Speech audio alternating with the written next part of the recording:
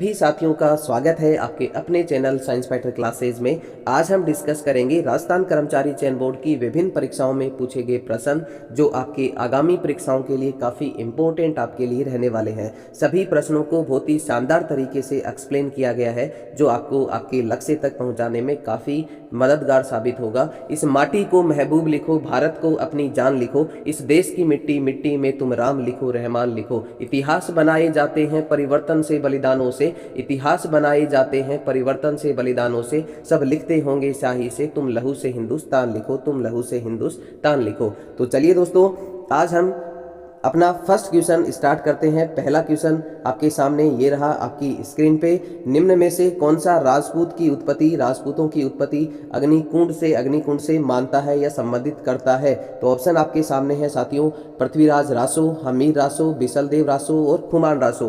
तो यहाँ पे इस प्रश्न का राइट आंसर जो है वो क्या होने वाला है साथियों? इस प्रश्न का राइट आंसर होगा साथियों पृथ्वीराज रासो। किसकी कृति है पृथ्वीराज रासो? चंद बरदाई। किसकी है?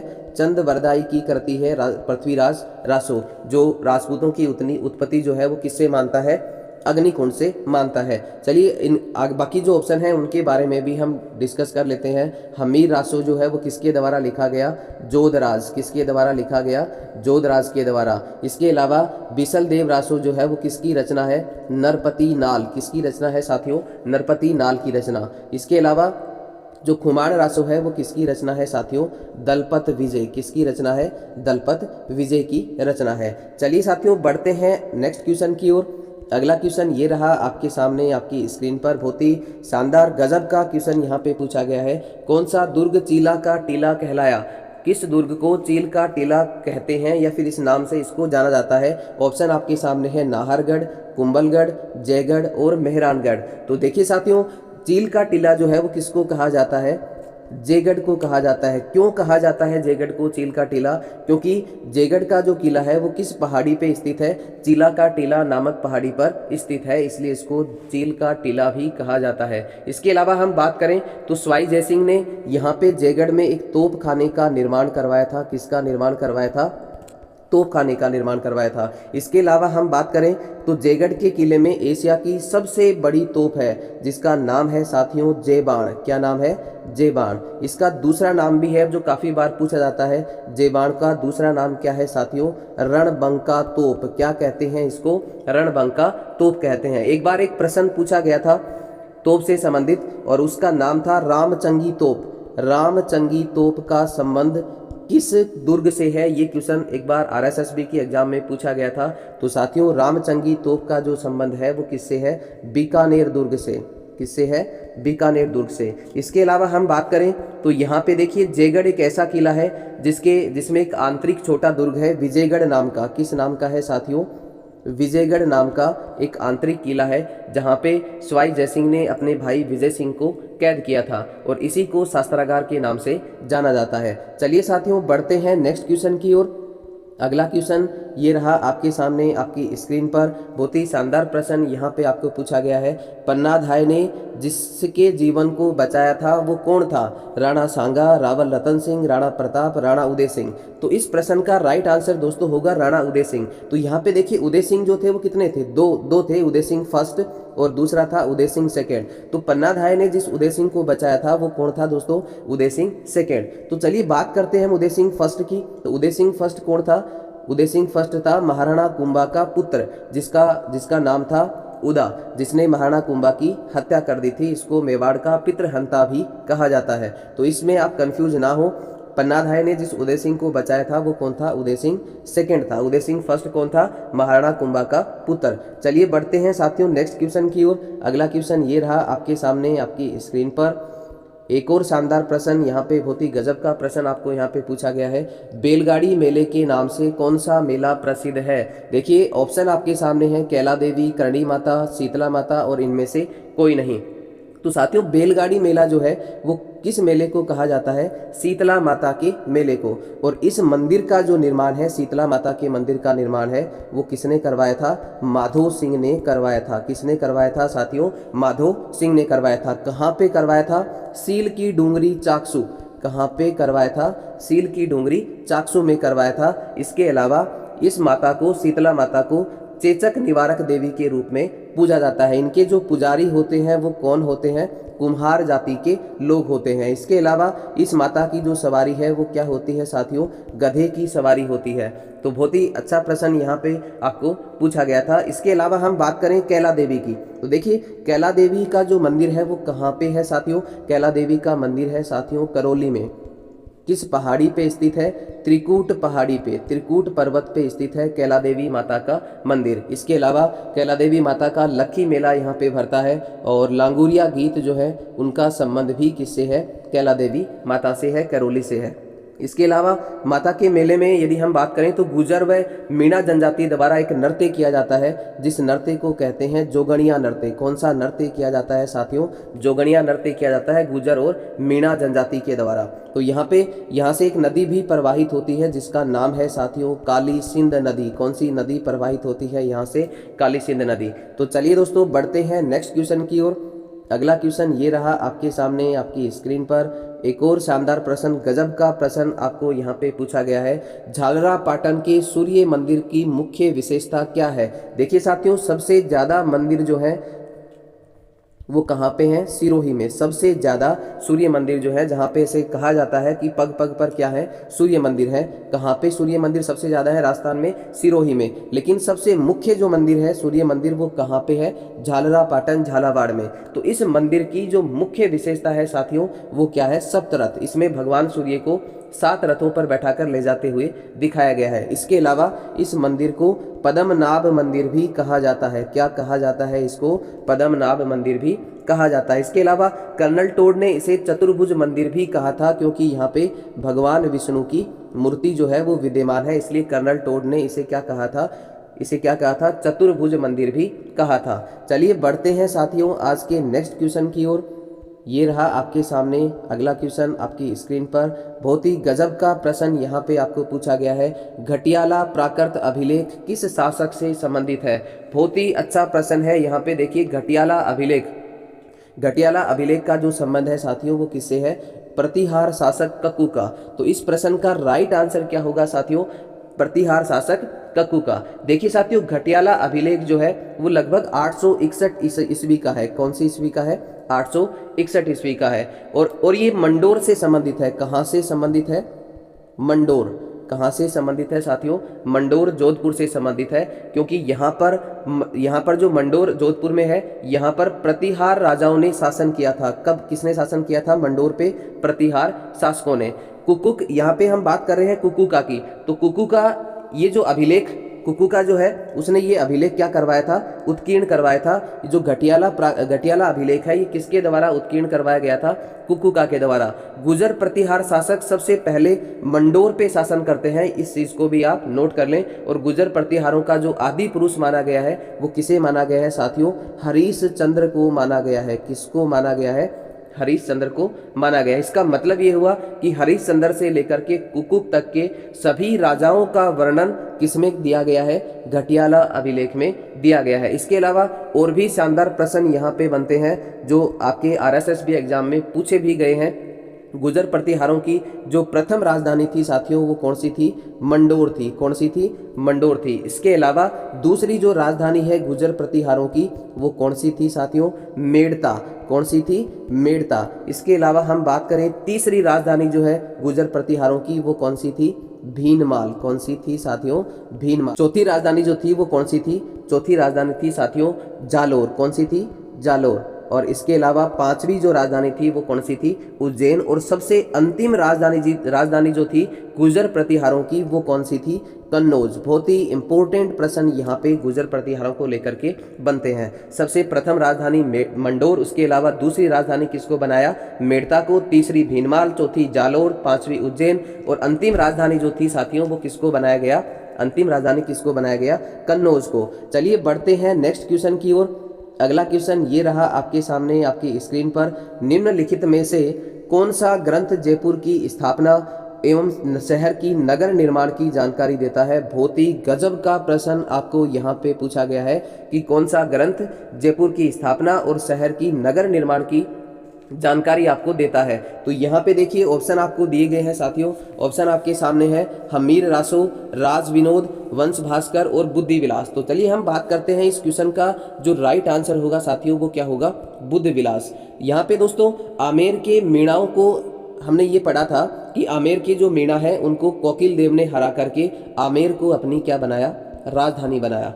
कब बनाया था, 1207 ईस्वी में। कब बनाया था, 1207 ईस्वी में आमेर के मीणाओं को हरा करके कोकिल देव ने क्या बनाया, आमेर को अपनी राजधानी बनाया। इसका मतलब 1207 से लेकर 1727 ईस्वी तक राजधानी कौन रहती है, आमेर। राजधानी कौन रहती है, आमेर रहती है। इसके अलावा 1727 ईस्वी में जयपुर की स्थापना की जाती है। किसके द्वारा, 1727 ईस्वी में जयपुर की स्थापना करता है कौन दोस्तों, सवाई जयसिंह करता है। और इसका जो वास्तुकार है वो कौन था, विद्याधर भट्टाचार्य। और जयपुर की स्थापना करने के साथ ही सवाई जयसिंह ने जयपुर को क्या बनाया, अपनी राजधानी बनाया। तो 1207 से लेकर के 1727 तक जयपुर की जो राजधानी जो है कछवा शासकों की वो कौन सी थी, आमेर थी। 1727 में जयपुर की स्थापना करता है कौन, सवाई जयसिंह। और राजधानी किसे बनाता है, जयपुर को बनाता है। इसका जो वास्तुकार था जयपुर का वो कौन था, विद्याधर भट्टाचार्य। और सवाई जयसिंह के समय ही बक्साराम शाह ने बुद्धि विलास की रचना की थी। किसकी रचना की थी, बुद्धि विलास की रचना की थी। तो सवाई जयसिंह के काल से संबंधित है आपके बक्साराम शाह, जिन्होंने रचना की थी किसकी, बुद्धि विलास की। और इस बुद्धि विलास में जयपुर की स्थापना और शहर की नगर निर्माण की जो जानकारी है वो किस में लिखी गई है, बुद्धि विलास ग्रंथ में लिखी गई है। दोस्तों एक और शानदार प्रश्न यहाँ पे हम बात करें, एक रचना है वीर विनोद। कौन सी है, वीर विनोद। राज विनोद की बात हम बाद में करेंगे, सबसे पहले हम देखते हैं वीर विनोद। वीर विनोद की हम बात करें तो यहाँ पे देखिए एक तो है वीर विनोद और एक है राज विनोद। दूसरी कौन सी है साथियों, राज विनोद। तो वीर विनोद की हम बात करें तो वीर विनोद जो है वो कवि श्यामल दास की रचना है। किसकी रचना है, कवि श्यामल दास की रचना है, जो मेवाड़ महाराणा सज्जन सिंह के दरबारी कवि थे। और इनको जो कवि राज की उपाधि है वो किसके द्वारा दी जाती है साथियों, सज्जन सिंह के द्वारा। मेवाड़ महाराणा सज्जन सिंह के द्वारा इनको कवि राज की उपाधि दी जाती है। लेकिन इनको एक उपाधि और दी गई है और वो कौन सी है, केसर ए हिंद। किसकी उपाधि दी गई है साथियों, केसर ए हिंद की उपाधि जो है वो किसको देगी, किसको देगी, श्यामल दास को देगी। और ये उपाधि जो है वो किसके द्वारा देगी साथियों, अंग्रेजों के द्वारा। किसके द्वारा देगी, अंग्रेजों के द्वारा। जो आपका वीर विनोद है इसमें मेवाड़ के इतिहास का वर्णन है और ये कितने खंडों में है, 4 खंडों में है। अगर हम बात करें वंश भास्कर की तो वंश भास्कर जो है वो कुल कितने खंडों में है दोस्तों, 12 खंडों में है। कितने खंडों में है, 12 खंडों में है। और ये किसकी रचना है, सूर्यमल मिश्रण की रचना है। एक और हम बात करें यहाँ पे, सूर्यमल की जितनी भी रचनाएं हैं वो सभी किस भाषा में लिखी गई हैं, डिंगल भाषा में लिखी गई हैं। सूर्यमल मिश्रण चारण जाति के थे और चारणों की जो रचनाएं हैं वो कौन सी भाषा में लिखी गई हैं साथियों, डिंगल भाषा में। बात करें हम राज विनोद की तो राज विनोद जो है वो किसकी रचना है, सदाशिव भट्ट। किसकी रचना है दोस्तों, सदाशिव भट्ट की रचना है राज विनोद। और राज विनोद जो है वो किनके दरबारी कवि थे, बीकानेर के राजा कल्याणमल। बीकानेर के राजा कल्याणमल जो है उनके दरबारी कवि थे। तो चलिए दोस्तों बढ़ते हैं नेक्स्ट क्वेश्चन की ओर। अगला क्वेश्चन ये रहा आपके सामने, बहुत ही शानदार जबरदस्त प्रश्न यहाँ पे आपको पूछा गया है। हाडी रानी कर्मावती द्वारा जौहर में प्रवेश करते समय दिए गए भूमि अनुदान की जानकारी। किसकी जानकारी, दिए गए भूमि अनुदान की जानकारी का जो स्रोत है वो कौन सा है, ये यहाँ पे आपको पूछा गया है। तो ऑप्शन आपके सामने है मित्रों, पूर्व के ताम्रपत्र, चोगली के ताम्रपत्र, रणकपुर प्रशस्ति, चिरवे का शिलालेख। तो इस क्वेश्चन का राइट आंसर क्या होगा, पूर्व के ताम्रपत्र। पूर्व के ताम्रपत्र के द्वारा रानी कर्मावती द्वारा जौहर में प्रवेश करते समय दिए गए भूमि अनुदान की जानकारी मिलती है। चलिए दोस्तों बढ़ते हैं नेक्स्ट क्वेश्चन की ओर। अगला क्वेश्चन ये रहा आपके सामने, बहुत ही शानदार प्रश्न यहाँ पे आपको पूछा गया है। किस किले के उत्तरी द्वार का अष्टधातु दरवाजा, कौन सा दरवाजा, अष्टधातु दरवाजा 1765 ईस्वी में लाल किले से उतार कर लाया गया था। तो ऑप्शन आपके सामने रणथंभौर, लोहागढ़, भटनेर और तारागढ़। तो देखिए दोस्तों इस प्रश्न का राइट आंसर क्या होगा, लोहागढ़। लोहागढ़। तो यहाँ पे देखिए लोहागढ़ वो किला है जिसे लॉर्ड लेक का वाटरवूल कहते हैं। क्या कहते हैं, लॉर्ड लेक का वाटरलू कहते हैं, लॉर्ड लेक का वाटरलू कहा जाता है लोहागढ़ किले को। वैसे देखा जाए तो इस किले का जो निर्माण है, मूल रूप से निर्माण है वो किसके द्वारा करवाया गया? महाराज सूरजमल के द्वारा। और महाराज सूरजमल को जाटों का प्लेटो या फिर जाटों का अफलातून कहा जाता है। इस किले का जो निर्माण है वो 1733 ईस्वी में करवाया गया। लेकिन ये जो 1765 आपको दिया गया है, 1765 ईस्वी में लाल किले का जो दरवाजा है वो उतार करके किसके द्वारा लाया गया? मुगलों से जीत करके लाया गया था। किसके द्वारा दोस्तों? जवाहर जी के द्वारा। किसके द्वारा लाया गया? जवाहर जी के द्वारा। देखिए दोस्तों, यहाँ पे दो चीज़ें हैं। यदि हम बात करें तो इस लोहागढ़ किले में दो बुर्ज हमने देखी है, एक जवाहर बुर्ज और दूसरी है फतेह बुर्ज। तो यहाँ पे आपको बता दें कि जवाहर बुर्ज जो है उसका निर्माण जो है वो किसके द्वारा करवाया गया? जवाहर सिंह के द्वारा। जवाहर बुर्ज का निर्माण किसके द्वारा कराया गया? जवाहर सिंह के द्वारा, मुगलों पर विजय के उपलक्ष्य में। दूसरा है यहाँ पे फतेह बुर्ज। दूसरा कौन सा है? फतेह बुर्ज। तो देखिए फतेह बुर्ज का जो निर्माण है वो किसके द्वारा करवाया गया? रणजीत सिंह के द्वारा करवाया गया, अंग्रेजों पर विजय के उपलक्ष्य में। चलिए दोस्तों, बढ़ते हैं नेक्स्ट क्वेश्चन की ओर। अगला क्वेश्चन ये रहा आपके सामने, आपकी स्क्रीन पर। बहुत ही अच्छा प्रश्न यहाँ पे आपको पूछा गया है। किस लोकनाट्य में महारत होने से साकर खान को, किसको? साकर खान को 2012 में पद्म श्री सम्मान से सम्मानित किया गया? ऑप्शन आपके सामने है यहाँ पे, कमाईचा, सारंगी, मोरचंग और खड़ताल। तो देखिए दोस्तों, जो आपका साकर खान है, साकर खान को कमाईचा का जादूगर कहा जाता है। तो इस प्रश्न का राइट आंसर क्या होगा? कमाईचा। इसके अलावा यदि हम बात करें सारंगी की, तो सारंगी के फनकार जो है वो कौन है? सारंगी का जादूगर किसको कहा जाता है? मुनीर खान को कहा जाता है। किसको कहा जाता है? मुनीर खान। इसके अलावा यदि हम खड़ताल की बात करें तो खड़ताल का जादूगर कौन है दोस्तों? खड़ताल का जादूगर है सदीक खां मांगड़ियार। कौन है? सदीक खां मांगड़ियार। यहाँ पे एक क्वेश्चन काफी बार पूछा गया है, अलगोजे का जादूगर। अलगोजा सुशिर वाद्य होता है, किस प्रकार का वाद्य है? सुशिर वाद्य यंत्र है। और अलगोजे का जो जादूगर है वो किसे कहा जाता है? याकूब खान को कहा जाता है। किसको कहा जाता है? याकूब खान को कहा जाता है। लेकिन एक बार यहाँ पे एक प्रश्न पूछा गया था कि नाक से अलगोजा किसके द्वारा बजाया जाता है? नाक से अलगोजे का जादूगर किसको कहते हैं? याकूब खान को कहते हैं। लेकिन नाक से अलगोजा किसके द्वारा बजाया गया? रामनाथ चौधरी। काफी इंपॉर्टेंट प्रश्न यहाँ पे पूछा गया है। रामनाथ चौधरी के द्वारा नाक से क्या बजाया गया? अलगोजा बजाया गया। चलिए दोस्तों, बढ़ते हैं नेक्स्ट क्वेश्चन की ओर। अगला क्वेश्चन आपको दिया गया है, क्वेश्चन नंबर 11। बहुत ही अच्छा प्रश्न यहाँ पे आपको पूछा गया है। धौलागढ़ देवी का मंदिर है जो है वो किस जिले में स्थित है? कौन सा मंदिर पूछा गया है? धौलागढ़ देवी का मंदिर किस जिले में है? तो यहाँ पे देखिए ऑप्शन आपको दिए हैं, करौली, भरतपुर, बूंदी, अलवर। तो यहाँ पे देखिए धौलागढ़ देवी, धौलागढ़ कहाँ पे है दोस्तों? अलवर में। कहाँ पे है? अलवर में। तो धौलागढ़ देवी का मंदिर जो है वो कहाँ पे होगा? ऑप्शन डी यहाँ पे आपका बिल्कुल राइट होगा। इसके अलावा यदि हम बात करें बूंदी की, तो देखिए बूंदी जो है, बूंदी में किस माता का मंदिर है? बिजासन माता। काफ़ी इंपॉर्टेंट है। बिजासन माता का जो मंदिर है वो कहाँ पे है दोस्तों? बूंदी में है। इसके अलावा यदि हम अलवर में और बात करें तो देखिए जिलाड़ी माता। कौन सी माता? जिलाड़ी माता का जो मंदिर है वो कहाँ पे है दोस्तों? बहरोड अलवर में। कहाँ पे है? बहरोड अलवर में। कौन सी माता है? जिलाड़ी माता। चलिए दोस्तों, बढ़ते हैं आज के नेक्स्ट क्वेश्चन की ओर। अगला क्वेश्चन ये रहा आपके सामने, आपकी स्क्रीन पे। बहुत ही अच्छा प्रश्न यहाँ पे आपको पूछा गया है। मत्स्य संघ का प्रधानमंत्री किसे नियुक्त किया गया? तो यहाँ पे देखिए आपको बता दें, मत्स्य संघ की यहाँ पे बात की जा रही है तो 18 मार्च 1948 की बात है। कब की बात है दोस्तों? 18 मार्च 1948। 18 मार्च 1948। और यहाँ पे देखिए 18 मार्च 1948 को लोहागढ़ किले में मत्स्य संघ को बनाया गया। कहाँ पे बनाया गया?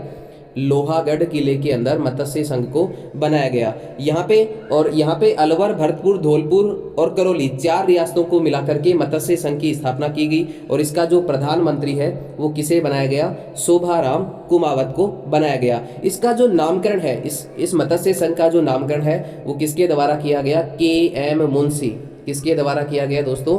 के.एम. मुंशी के द्वारा। और इसके उद्घाटन की बात करें तो इसका जो उद्घाटन है वो किसके द्वारा किया गया? एन.वी.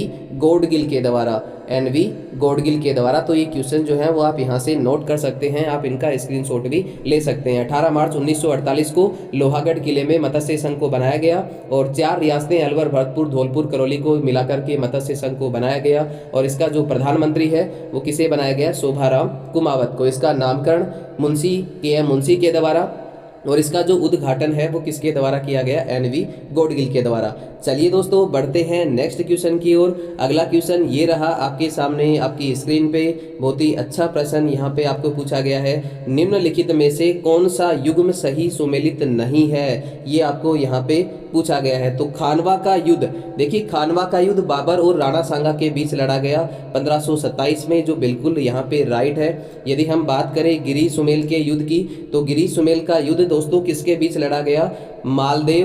मालदेव और मालदेव के साथ यहाँ पे सामने कौन था? शेरशाह सूरी।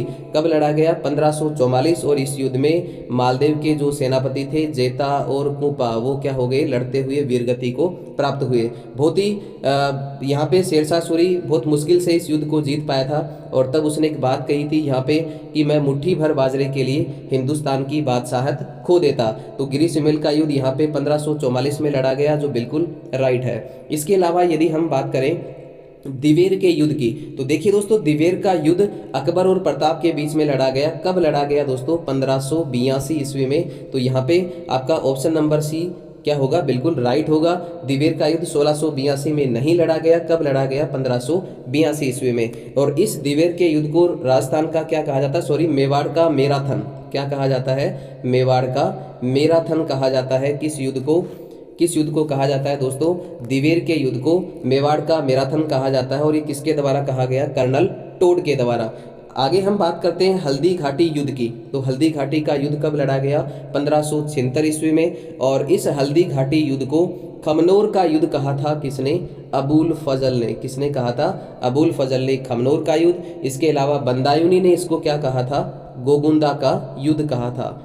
कौन सा युद्ध कहा था दोस्तों? गोगुंदा का युद्ध। इसके अलावा यदि कर्नल टोड की बात करें, तो कर्नल टोड ने हल्दी घाटी के युद्ध को क्या कहा था? मेवाड़ की थर्मोपल्ली। आगे हम बात करें तो इस युद्ध में हराबल भाग का नेतृत्व जो है, हराबल आगे का भाग होता है, चंदावल पीछे का भाग होता है। तो हराबल भाग का जो नेतृत्व है वो किसके द्वारा किया गया? हकीम खां सुर पठान। किसके द्वारा किया गया दोस्तों? हकीम खां सुर पठान के द्वारा।